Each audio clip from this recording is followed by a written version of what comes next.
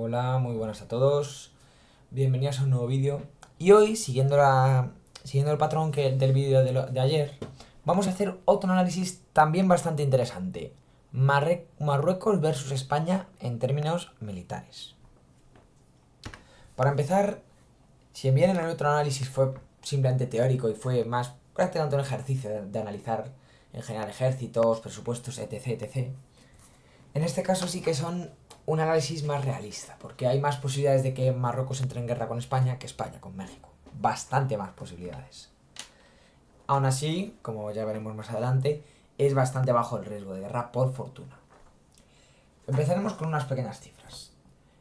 Ahora mismo España, como ya habéis visto en el vídeo anterior, tenemos 125.000 militares en activo. Desde oficinas, soldados, marinos, etc. Pero Marruecos tiene 400.000 más o menos. Con lo cual, en números de soldados nos supera. Luego en presupuesto nosotros tenemos 12.827 millones. Y ellos tienen 10.600 millones. De este año. En 2023 este fue su presupuesto y el de España fue el que hemos dicho antes. 12.827 millones de euros. Se dice que para 2024 Marruecos quiere llegar a los 11.000 millones. Bueno, eso habrá que verlo porque este año de momento el presupuesto fue menos de lo esperado. Esta es la zona en conflicto entre Marruecos y España. Ceuta y Melilla. Las Canarias las descartamos y luego ya veremos por qué. Ahora mismo España, uno de los principales activos que tiene son sus tanques, de los cuales tenemos aproximadamente unos 300. Leopardos 2E tenemos 200 y pico y luego Leopardos A4 tenemos 100 y pico. Del modelo Leopardo, etcétera. Son así modelos muy similares, solo que el Leopardo 2E tiene más blindaje, pero en general es un diseño bastante parecido. Y es la misma familia de carros, los Leopard. Y el mismo modelo que es el 2. Luego ya la variante es diferente. Por otro lado, Marruecos tiene su arsenal está compuesto por carros T-72, VT-1 chinos, de dudosa calidad, porque si bien los T-72 en Ucrania han demostrado ser bastante vulnerables y un diseño obsoleto, los VT-1 chinos están basados un poco en la filosofía rusa, pero bueno, tampoco son unos tanques muy considerables. Y luego una serie de cazacarros con cañones de 105 milímetros. De los T-72 tiene 150, de los VT-1 150 y de los SK-105 150 también. Tiene en general 150 carros de cada modelo. Pero luego, la principal amenaza son los tanques estadounidenses. No los M60 que tiene, que son muy obsoletos, sino los M1 Abrams, estos de aquí. Tiene aproximadamente unos 200-300, se espera que llegue a 400. Son carros de combate que han demostrado que son letales. Es cierto que su variante es más antigua que las que por ejemplo se usan hoy en día y que por ejemplo la munición penetrante es bastante ya más vieja que las que se usa ahora mismo.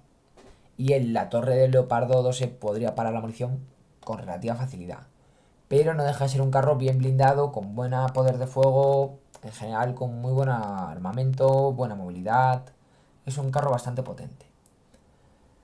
Problema de tener tantos carros y de tantas nacionalidades, porque además no hemos mencionado por ejemplo los Al-Khalid, que son también parecidos a los T-72, son modelos ucraniano pakistaníes, es que tiene una gran variedad de carros de combate, pocos de cada modelo excepto estos que he nombrado, pero mucha variedad. Problemas, logística. No puedes tener 5 o 6 modelos diferentes de tanques con sus repuestos, con sus municiones. Es un lío logístico espectacular. Y gran parte de ese armamento está concentrado contra el frente polisario, con lo cual ya lo tienes ahí desperdigado. No puedes juntarlo así como así.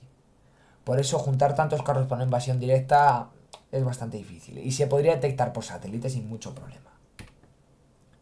Luego Marruecos sí que tiene mucho vehículo blindado ligero como este, que este es un AMX-10 RC, que es uno de sus mejores modelos.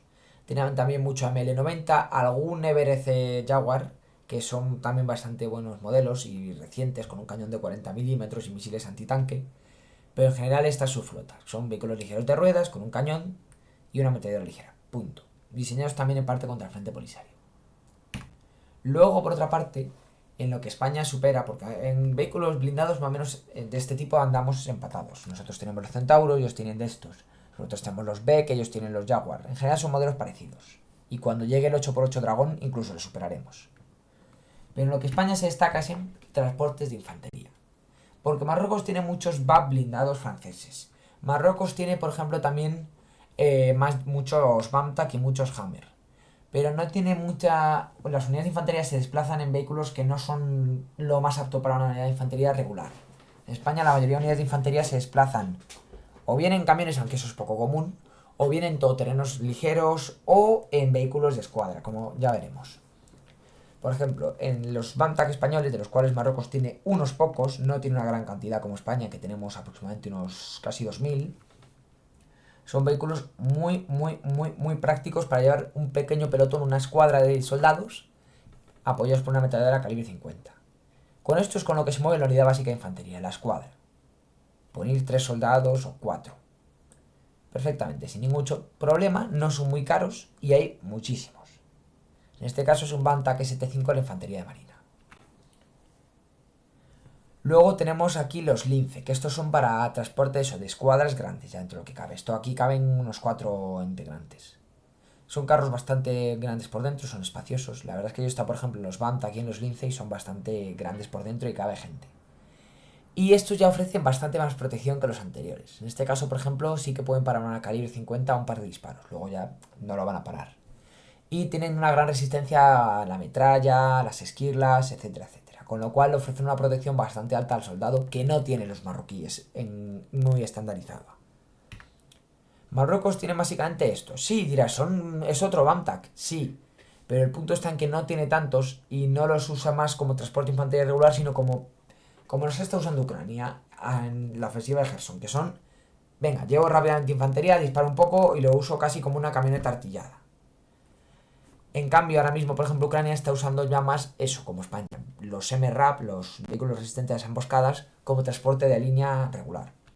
Como este, por ejemplo, el RG-31 Niala español, que se usa por ejemplo, en el tercio Rogers de Lauria, lo usamos para transportar, por ejemplo, infantería y que vayan bien protegidos. Esto lo usa, por ejemplo, Auripac, se usa también en misiones internacionales con éxito. Son vehículos que te permiten llevar a gran cantidad de infantería rápido y protegida, por ejemplo, de minas. Con lo cual Marruecos de estos no tiene apenas. Y esto es una gran ventaja española. Luego ya en lo que es transporte de oruga estamos más o menos empatados, porque Marruecos tiene los M113, España tiene más M113 que Marruecos, y los estamos sustituyendo por los 8x8 Dragón y los Pizarro también se han comido un poco a los M113. Y ahora el vehículo acorazado de cadenas, que es un vehículo que está en desarrollo, pero que cuando se culmina va a ser una gran mejora respecto al M113. Luego donde Marruecos nos gana es en artillería, porque ahí tiene una cantidad de artillería inmensa. Marruecos ahora mismo tiene de artillería remolcada 157 piezas, diferentes calibres. España solo tiene 122. Pero donde se atenúa aún más la diferencia es en la artillería autopropulsada, que es aún más importante. Marruecos tiene 248, mientras que España solo tiene 96. La mayoría de buses de Marruecos son los M109, al igual que los españoles. Con lo cual, aunque estamos empatados en cuanto a calidad, pero en cuanto a cantidad, ahí tiene una gran ventaja. Lo bueno es que España sí que tiene radares contra batería, como el Artur, que están diseñados precisamente para eso, para batir a la artillería enemiga, para detectarla y decir, está aquí, y te lanza un proyectil de artillería el enemigo contra ti. En el momento en el que tiene un radar contra batería, te ataca. Con lo cual no necesitas tener, por ejemplo, un observador. Tú pones el radar, esperas a que dispare el enemigo, le fijas dónde está la batería y disparas. Problema, que Marruecos tiene esto, lanzacohetes. España no tiene ahora mismo ningún tipo de sistema lanzacohetes. Marruecos sí tiene. Es cierto que estamos preparando el SILAM, etc, pero no está todavía preparado y no es tanto un lanzacohetes de área, no es un Katyusha como tal. En cambio Marruecos sí que tiene estos Grad, por ejemplo, como ejemplo, tiene más tipos, pero uno de los más comunes son los Grad, los MB21. ¿Son una arma súper sofisticada? No, pero es un arma fiable, barata, práctica y con el que puede devastar un área no especialmente grande, pero te puede dejar un área pequeña con una gran concentración de tropas devastada. Con lo cual, bien usados, son armas temibles. Y esto que tiene Marruecos, que tampoco tenemos nosotros, es el HIMARS, tan conocido por la guerra de Ucrania. Y esto sí que es una amenaza grave. Porque aparte de que tiene el misil ataque, ATACMS, estas abreviaturas estadounidenses, tiene también una gran capacidad de fuego selectivo. No es simplemente un Grad que dispara a saco, no. Ahora te puede encontrar un puesto de mando y reventártelo. De hecho, hay una anécdota y es que en la guerra de Ucrania uno de estos lanzacohetes le metió literalmente un misil por la ventana a un edificio en el cual acaba de empezar a trabajar en el primer día de un gobernador de las provincias ocupadas. Decidieron poner un gobernador títere y Ucrania se lo cargó lanzándole un HIMARS por la propia ventana. El misil se dice además que entró por la ventana. Por tanto, es un arma a tener en cuenta. Sobre todo porque a las malas sí que podrías realizar algún ataque contra territorio español. Aunque el principal problema es eso, que puede atacar a centros de mando, etcétera. Luego ya el tema de atacar territorio español no es buena idea, porque todavía una guerra en Ceuta y Melilla, bueno. Pero aparte de que ya de por sí sí que sería 100% invocable el artículo 5 de la OTAN, España tiene esto. No el caza en sí, que es bastante bueno ya de por sí, el F-18 Hornet, sino la cosa verde que tiene aquí debajo. Que si la amplías es esto. Misiles de crucero Taurus Kinetic Energy Penetrator Direct 350. Los Taurus de toda la vida. Esos son misiles muy potentes, con muy buena capacidad de penetración en búnkers y con una capacidad para atacar a objetivos estratégicos a 500 kilómetros de distancia, que supera con creces el alcance de ataque de los ATACMS, por ejemplo. Por tanto, ahora mismo un F-18 cargados con estos, que el F-18 tiene un rango de combate de 2.500 kilómetros y los Taurus tienen un rango de ataque de 500 kilómetros, que hemos dicho antes. Bueno, perdón, el F-18 son 2.000 kilómetros, perdón. Con lo cual un F-18 puede volar, ponle 500 kilómetros hacia el mar, lanzar los Taurus contra objetivos previamente designados y volver a base. Con lo cual el F-18 estaría muy lejos de cualquier defensa aérea o cualquier caza que pudiese poner Marruecos y los Taurus podrían directamente atacar. Y son prácticamente imposibles de interceptar porque son muy rápidos, van a Mach 0.86 y dirás, sí, hay misiles más rápidos, pero no es simplemente un misil que vaya lento, va a una velocidad considerable. Vuelan muy bajo, que eso es aún más importante, y tienen características furtivas. Además, con tanta autonomía puedes lanzarlo desde muchísimos puntos diferentes, con lo cual es muy difícil ver de dónde te va a venir. Y tampoco puedes concentrar la defensa aérea en todas direcciones, sobre todo con la defensa aérea que tiene Marruecos, que es muy desorganizada. Fuerza aérea. Marruecos aquí sería simplemente aplastado. Solamente tiene unos 40 F-16 y no son la versión más moderna. Con lo cual la resistencia que podría poner es poca.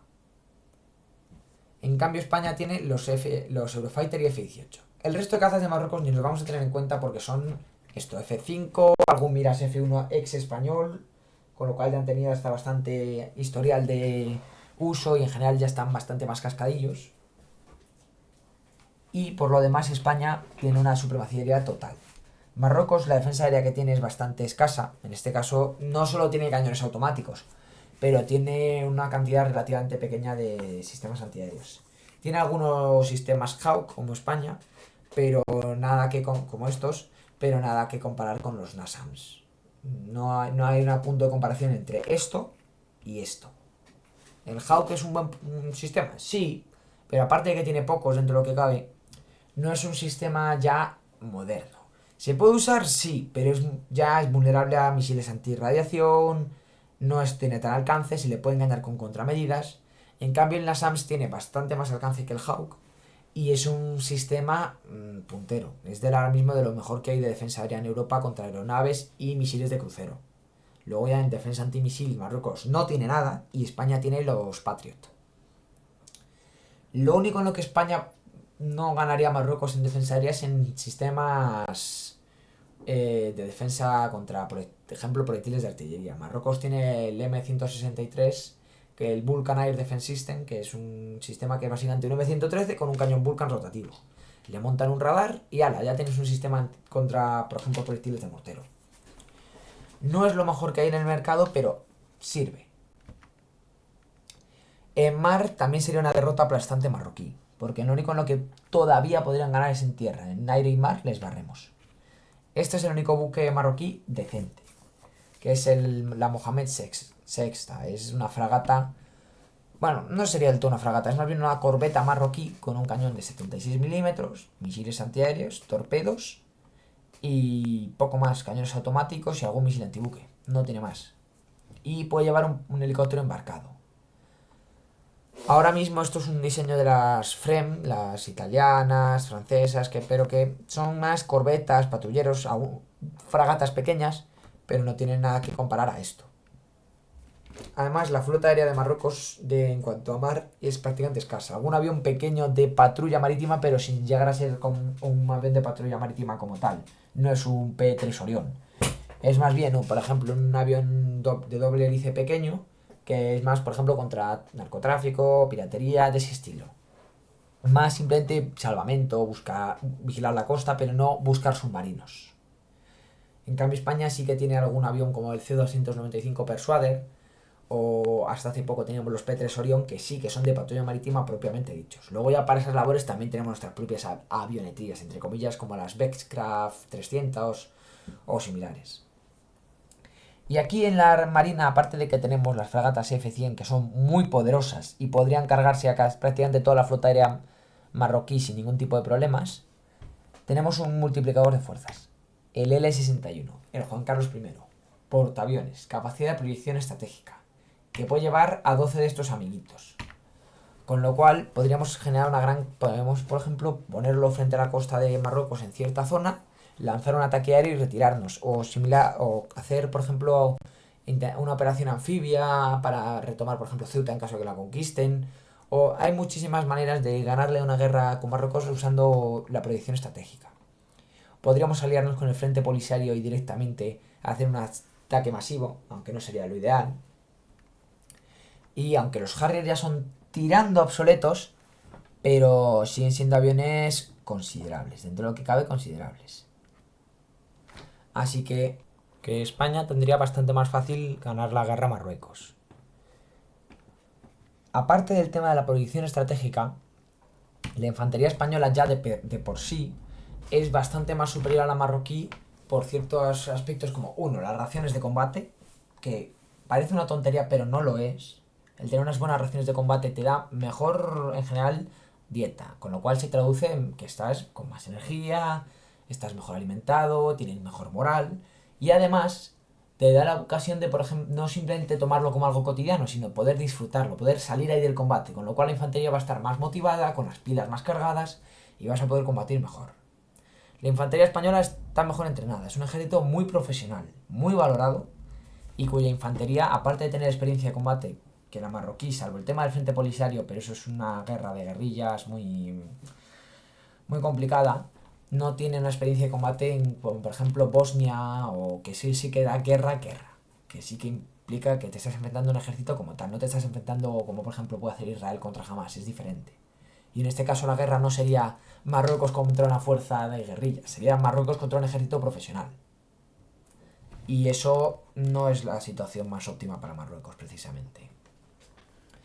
Además, otro factor es que, por ejemplo, el armamento marroquí es ya tirando a viejecillo. Tiene, por ejemplo, algún AK-47, tiene fusiles estadounidenses, tiene fusiles G3 alemanes, mientras que España se ha equipado de una manera mucho más uniforme para todas las unidades con el G36, que ha sido a veces criticado, pero como ya he dicho en otros vídeos, es muy buen rifle. Y en general tiene un calibre bastante poderoso. El 5.56 es uno de los calibres mejores ahora mismo. Es mejor, por ejemplo, que el 7.62 del AK, aunque digan que el AK-47, bueno, 7 por 39, pero bueno, aunque digan que el AK tiene mayor pegada y demás, no. Un 5.56 además te va a matar igual que te lo va a hacer un 7.62 por 39, que te lo va a hacer un 9 milímetros. Y si no te mata te va a dejar bastante herido, con lo cual, a las malas, el 5.56 es bastante superior a esos calibres. Y otro factor importante es el que hemos hablado antes, que la infantería española va en vehículos mucho mejores que los marroquíes. Que la infantería española también se ha entrenado y tiene vehículos como los Pizarro, que ya hablaremos en otro vídeo, mucho mejores que los marroquíes. Tiene transportes de tropa mejores. Y sí, Marruecos tiene, por ejemplo, los M3 Bradley, pero no son comparables, por ejemplo, a los Pizarro. ¿Por qué? Porque Marruecos no tiene la logística como tiene España con los Pizarro. ¿Los Bradley son muy buenos? Sí, pero Marruecos no tiene tan buena logística como España.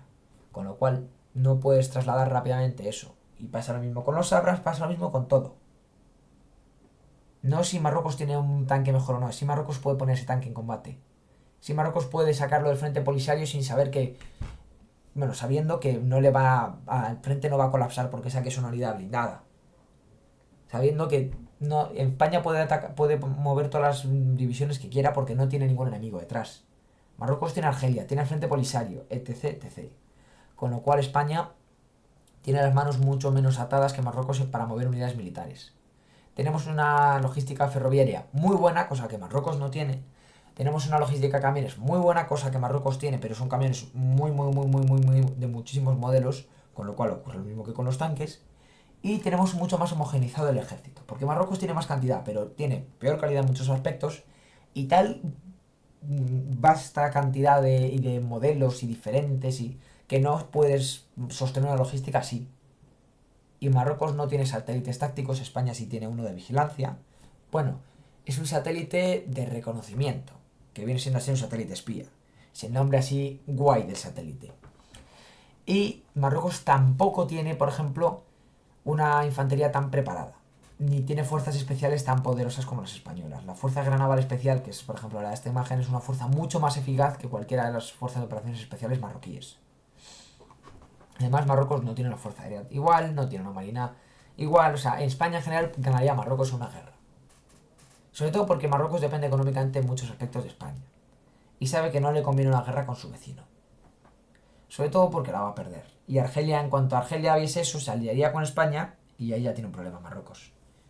Porque Argelia va a aprovechar cualquier oportunidad que pueda de jorobar a Marruecos.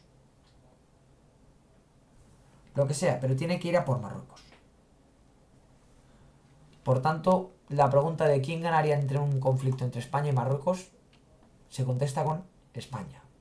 Es verdad que es un conflicto, por ejemplo, mucho más igualado que si fuese en España contra México. Pero en un conflicto de invasión de Ceuta y Melilla, Marruecos lo habría cagado hasta el fondo. Primero, porque ya te estás enfrentando a la Unión Europea.